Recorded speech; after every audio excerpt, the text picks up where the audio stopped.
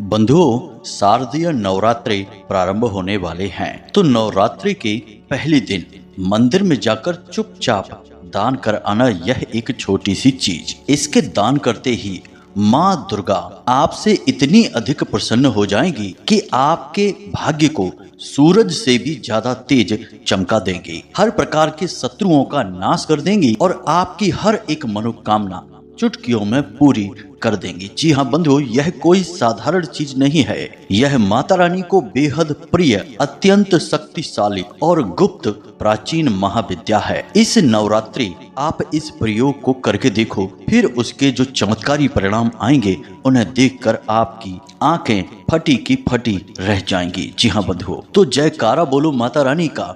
जगत माई महामाई माँ भद्रकाली की जय बोलो। माता रानी के सांचे दरबार की जय बोलो। मेष राशि वालों, आप सभी का बहुत बहुत स्वागत है मेष मंथन भिंड यूट्यूब चैनल में। उठ जाग मुसाफिर भोर भई, अब रैन कहाँ जो सोवत है। जो सोवत है सो खोवत है, जो जागत है सो पावत है। तो अब आपको भी जागने का और कुछ करने का समय आ गया है। वैसे तो हम अपने हर एक कार्यक्रम में ही आपको हर बार कुछ न कुछ अद्भुत और बेहद ही शक्तिशाली क्रिया, उपाय और साधनाओं के बारे में बताते रहते हैं। जैसे हमने अपने पिछले कार्यक्रम में ही पितरों और यम को प्रसन्न करने के लिए श्याम और सबल नाम के दो श्वान को श्वान बलि देने यानी उन्हें भोजन देने का जो शक्तिशाली उपाय आपको बताया, वह कोई साधारण क्रिया नहीं है। जो इंसान इस क्रिया को करेगा उसके जीवन में चमत्कारी परिवर्तन आएंगे ही। लेकिन अब समय बदल चुका है। अब माता रानी आ रही हैं, और जब माता रानी ही आ रही हैं, जगत माई महामाई आ रही हैं, तो फिर डर काहे का। अब तो सारी समस्याओं के पिंजड़े माता रानी खोल डालेंगी और हर एक दुख दर्द को मिटा देंगी और वो खुशियां देंगी जिनके लिए आप अब तक तड़प रहे थे।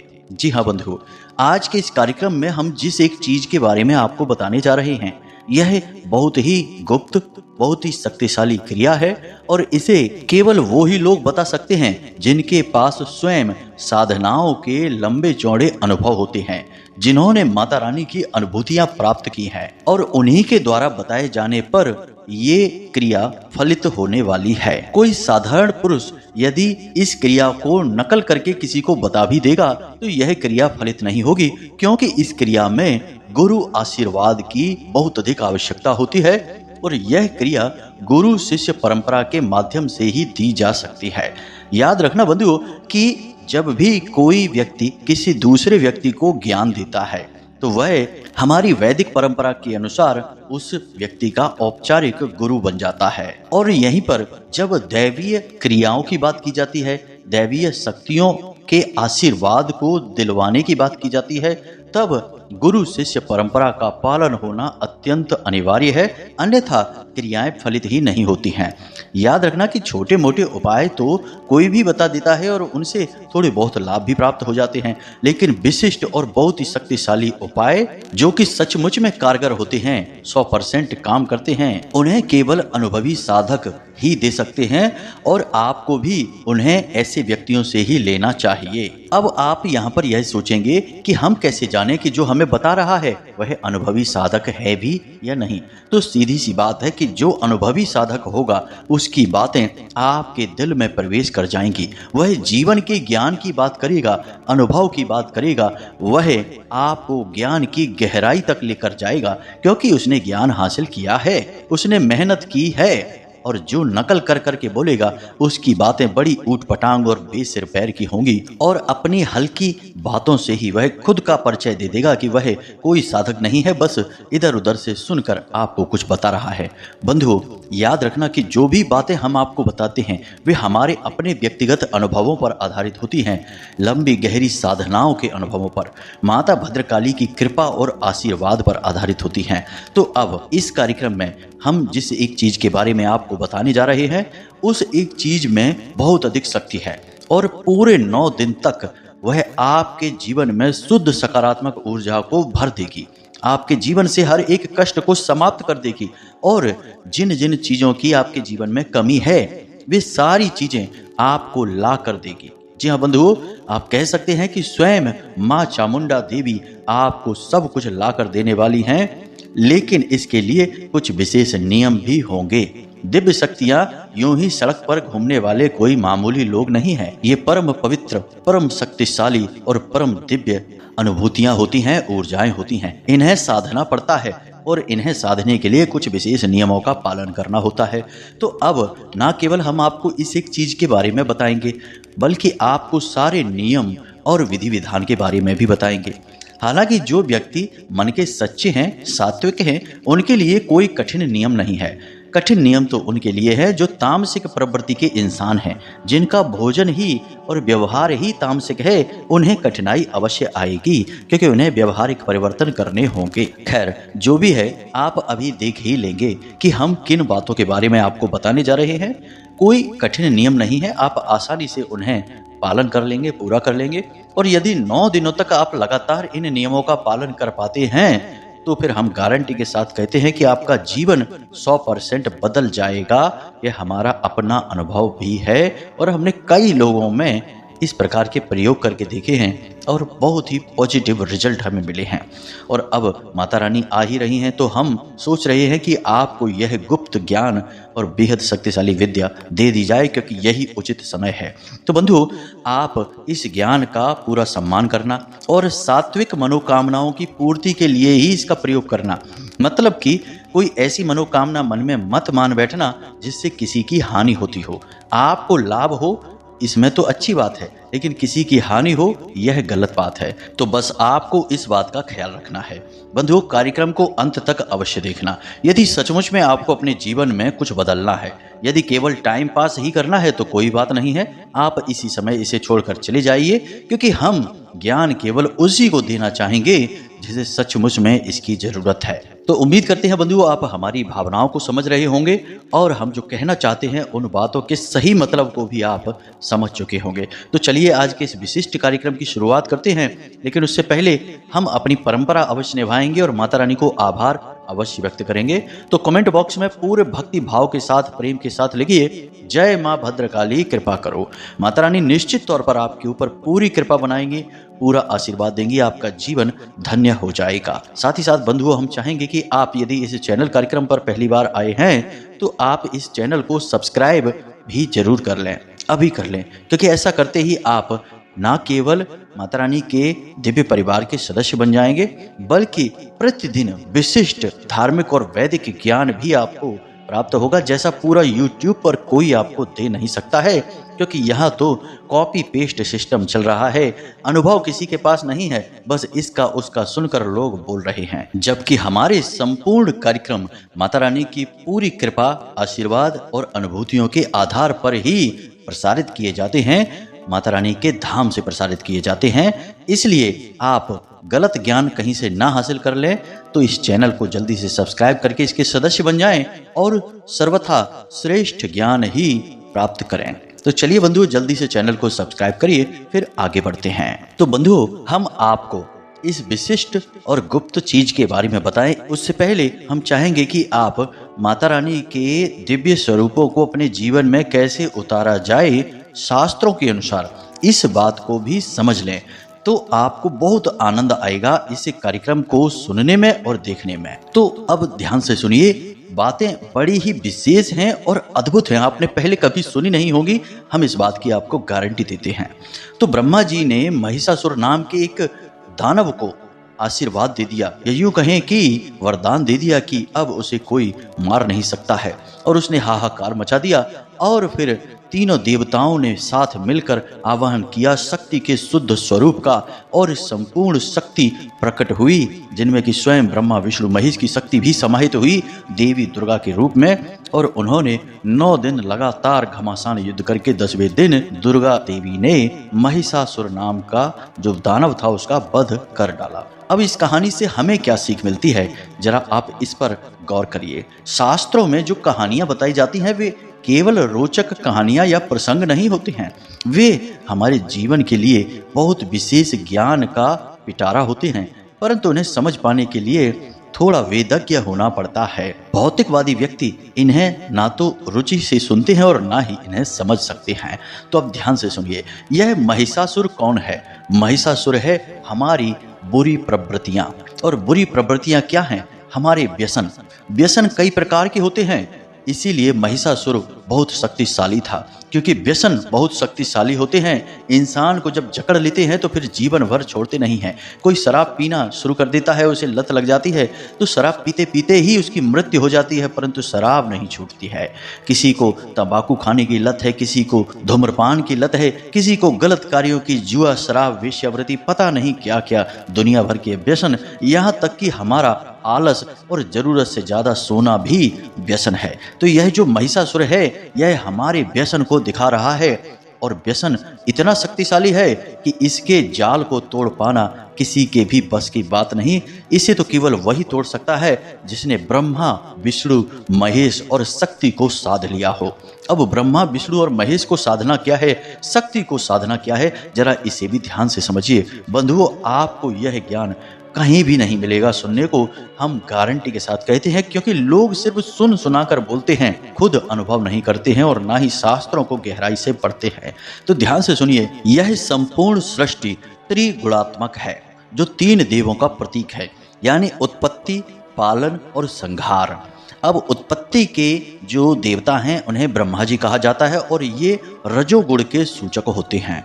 उसी प्रकार भगवान विष्णु सृष्टि के पालनहार हैं और इन्हें सतोगुण से जोड़ा जाता है। इसी प्रकार भगवान महेश यानी कि शंकर जी तमोगुण के कारक हैं, जो सृष्टि के विनाश के कारक बनते हैं, तो इन्हें तमोगुण से जोड़ा जाता है। यानी कि ये 3 गुण हर एक इंसान के अंदर भी विद्यमान होते हैं। हर व्यक्ति के अंदर उत्पत्ति, विनाश और पालन के गुण होते हैं। अब आप खुद ही अंदाजा लगाइए, किसी आदमी ने नौकरी की, एक घर बनवाया, घर गृहस्थी उसने पहले बनाई, फिर उसका संचालन किया। अपने जीवन को पहले उसने बनाया, फिर उसका संचालन किया। ये सारे के सारे गुण इंसान के कार्यों में झलकते हैं। लेकिन जब इंसान के ऊपर उसकी वृत्तियां, उसका व्यसन उस पर हावी हो जाता है, तो वह शक्तिहीन हो जाता है और फिर उसके 3 गुणों का नाश हो जाता है और वह निढाल होकर, बेहाल होकर बस पड़ा रहता है, शिकायतें करता रहता है, जीवन में कुछ भी हासिल नहीं कर पाता है, बस कोसता रहता है, कभी किस्मत को, कभी भगवान को और कभी अपने माँ बाप को। तो यह जो व्यसन रूपी महिषासुर है, यह जो हर इंसान के जीवन में प्रवेश करके उनके जीवन को, तरक्की को रोक देता है, इसे दूर हटाना या इसका विनाश करना बहुत आवश्यक है। तो जब इंसान इस महिषासुर को यानी कि अपने व्यसन रूपी दानव को मारना चाहेगा, इसका विनाश करना चाहेगा, तो उसे अपने 3 गुणों को साधना होगा, यानी कि रज, सत और तम, 3 गुणों का सही संतुलन बनाना होगा। कब उसे कोई कार्य करना है, कब उसे उस कार्य को सही तरीके से चलाना है और कब उसे रोक देना है। जैसे किसी इंसान ने एक दुकान खोली, तो उसने ब्रह्मा जी के रूप में उस दुकान की उत्पत्ति की और उसके बाद उसका संचालन किया, तो विष्णु जी के रूप में उसने उस दुकान का सही संचालन किया और फिर शाम के समय जब उसने उस दुकान को बंद किया, उसका शटर डाला, तो उसने शिव के रूप में उस दुकान को बंद कर दिया। अगले दिन वह यही क्रिया फिर से दोहराएगा, लेकिन जब उसके ऊपर व्यसन हावी हो जाएगा यानी महिषासुर हावी हो जाएगा, तो वह उल्टे सीधे कार्यों में लिप्त हो जाएगा, शराब पीने लगेगा, कभी उल्टे सीधे काम करेगा, तो वह अपने इस कार्य को भूल जाएगा। यही है महिषासुर का जीवन में प्रवेश करना। अब जब उसे इस बात का एहसास होगा कि उसके जीवन का विनाश हो रहा है इस व्यसन रूपी महिषासुर के रूप में, तो फिर वह अपने 3 गुणों को साधेगा सबसे पहले, यानी कि अपने काम पर सबसे पहले जाएगा, अपने काम पर पूरा ध्यान देगा, अपने व्यापार, अपनी जिंदगी, अपने परिवार, अपने कैरियर पर पूरा फोकस लगाएगा। उसके बाद फिर उसे जरूरत होगी शक्ति की, क्योंकि किसी भी कार्य को करने के लिए दिमाग को एक जगह एकाग्रचित होकर मेहनत करने के लिए शक्ति की आवश्यकता होती है और शक्ति के रूप में फिर प्रकट होंगी 3 गुणों से मिलकर देवी दुर्गा। और जब देवी दुर्गा इन 3 गुणों के साथ मिलकर कार्य करेंगी, तो जैसे माता रानी को महिषासुर के मर्दन में 9 दिन का समय लगा, वैसे ही व्यसन की वजह से आपके जीवन में जो परेशानी और विनाश आया, उसे भी आप रातों रात नहीं मिटा पाएंगे, आपको भी समय लगेगा। 10 दिन लग सकते हैं, 1 महीना लग सकता है, 6 महीने लग सकते हैं या 1 साल लग सकता है, लेकिन माता रानी की कृपा यानी कि शक्ति के स्वरूप और 3 देवों को साधने के बाद आप इस व्यसन रूपी महिषासुर का मर्दन जरूर कर ही देंगे। जी हाँ बंधु, नवरात्रि का जो पर्व है यह वर्ष में 4 बार आता है, 2 बार गुप्त और 2 बार उजागर। अब ये चारों रूपों में माता रानी की यही लीला होती है, यानी साल में 4 बार यह लीला माता रानी की होती है। और हमारे जो सिद्ध संत पूर्वज, या जिनको कहें कि जो देवताओं के समान बुद्ध पुरुष थे, उन्होंने मानव जाति को सीख देने के लिए इस विचित्र और बड़ी ही ज्ञानप्रद कहानी को शास्त्रों में गढ़ा। जी हाँ बंधु, ताकि मानव सीखे। और इसीलिए नवरात्रि साल में 4 बार आती हैं। अब कोई कहेगा कि नहीं महाराज 2 ही बार आती हैं। अरे तो आपको अभी सही ज्ञान नहीं है। 2 नवरात्रि वैष्णव होती हैं और 2 नवरात्रि शैव होती हैं। 4 नवरात्रियां होती हैं। तो आप समझिए कि यहाँ पर 4 बार आपको चेताया जा रहा है, जगाया जा रहा है कि यह जो आपके जीवन में महिषासुर आ रहा है व्यसन रूपी, इसे दूर भगाओ, इसका मर्दन करो। 4 बार आपको जगाया जा रहा है। जी हाँ बंधु, तो उम्मीद करते हैं कि आपको यहाँ तक सारी चीजें समझ में आ गई होंगी कि कितनी खूबसूरती के साथ इंसान के जीवन को संवारने की कोशिश की गई है हमारे शास्त्रों के माध्यम से, माता रानी की कृपा से और देवी देवताओं के और हमारे उन दिव्य पुरखे पूर्वज और ऋषि मुनियों के माध्यम से। अब हम तब भी न सीख ले पाएं, हम तब भी केवल माता रानी के आगे जाकर आरती गा दें और एक दीपक जला दें और हम सोचें कि हमारा उद्धार हो जाएगा। तो नहीं भाई, ऐसा नहीं होता है। आपको प्रयास तो करने ही होंगे, 100% प्रयास आपका ही होगा। भगवान तो बस आपको सहारा देंगे। बिल्कुल उसी प्रकार जिस प्रकार की कोई बालक जब पहली बार साइकिल चलाना सीखता है तो सीट पर बैठेगा बालक ही, पैडल भी बालक ही लगाएगा और हैंडल भी बालक ही देखेगा। पिता तो केवल पीछे से कैरियल को थोड़ी देर के लिए पकड़ेंगे और थोड़ी देर बाद जब वो देख लेंगे कि पुत्र चलाने लायक हो गया है तो फिर धक्का देते देते छोड़ देंगे। अब बालक चलाएगा और धीरे धीरे सीख जाएगा। अब आप कहें कि पिता ही साइकिल को चलाएं और हर वक्त पुत्र को लेकर घूमते रहें तो कभी पुत्र चलना तो सीख ही नहीं पाएगा, साइकिल को चला ही नहीं पाएगा। तो जैसे हमारे जीवन में हमारे पिता की भूमिका रही है, वैसे ही हमारे परम पिता की भूमिका हमारे इस संपूर्ण जीवन काल और संपूर्ण चराचर ब्रह्मांड और जगत में रहती है। इसे समझना चाहिए। तो बंधु, उम्मीद कर रहे हैं कि यहाँ तक आपको बातें समझ में भी आई हैं और अच्छी भी लगी हैं। जो धार्मिक हैं, शांत हैं, गंभीर हैं और ज्ञान पिपासु हैं, उनके लिए तो हमारी बातें अच्छी हैं। बाकी जो टाइम पास के लिए आए थे और रातों रात चमत्कार हो जाने वाली कोई मणि या फिर पारस पत्थर की तलाश कर रहे थे, उनके लिए तो इस वीडियो में जो बातें हम बता रहे हैं सब बकवास हैं। उन्हें पारस पत्थर की तलाश में जल्दी से जल्दी अभी निकल जाना चाहिए, अपना समय खराब ना करें। तो चलिए बंधु, यहाँ तक तो सारी बातें आपने समझ ली हैं। अब हम आपको बताते हैं उस एक विशेष चीज के बारे में कि आप अपने जीवन में माता रानी का अवतरण कैसे करेंगे, कैसे त्रिदेव की शक्तियों को आप साधेंगे और भगवान की दिव्य शक्ति, या यूं कहें कि माता रानी की दिव्य शक्ति कैसे आपको पीछे से धक्का लगाएगी और आप कामयाबी की ओर खींचे चले जाएंगे। जी हाँ बंधु, तो ध्यान से सुनिए सारी बातों को। अब इस एक चीज के बारे में आपको हम बताएं, उससे पहले एक सवाल, बिल्कुल मौलिक सवाल है, आध्यात्मिक सवाल है कि भगवान को सबसे अधिक प्रिय एक इंसान के अंदर क्या है, यानी कि इंसान के वे कौन से गुण हैं जिन्हें देखकर भगवान बहुत प्रसन्न होते हैं। जरा विचार करके बताइए। ठीक है, आपने विचार कर लिया, अब हम आपको बताते हैं। भगवान श्री राम के वैसे तो कई भक्त हैं, तमाम भक्तों से भगवान हर वक्त घिरे रहते थे, जैसे सुग्रीव हैं, जामवंत हैं, अंगद हैं, ऐसे पता नहीं कितने, विभीषण भी हैं। लेकिन भगवान को सबसे प्रिय भक्त कौन है, जरा विचार करके बताइए। जी हाँ, आपने सही जवाब दिया, हनुमान जी। अब हनुमान जी ही भगवान को सबसे अधिक प्रिय क्यों हैं, इस बारे में विचार करके देखिए तो आपको पता चल जाएगा कि आपको क्या करना है कि आप भगवान के प्रिय भक्त बन जाएंगे। हनुमान जी की कौन सी खूबियां हैं, ध्यान से सुनिए। सबसे पहली खूबी है हनुमान जी की विनम्रता। जी हाँ बंधु, हनुमान जी हद से ज्यादा विनम्र हैं। हनुमान जी किसी का अपमान नहीं करते हैं, सबके सामने झुक कर बात करते हैं। कड़वी जबान नहीं है हनुमान जी की, कहने का मतलब यह है।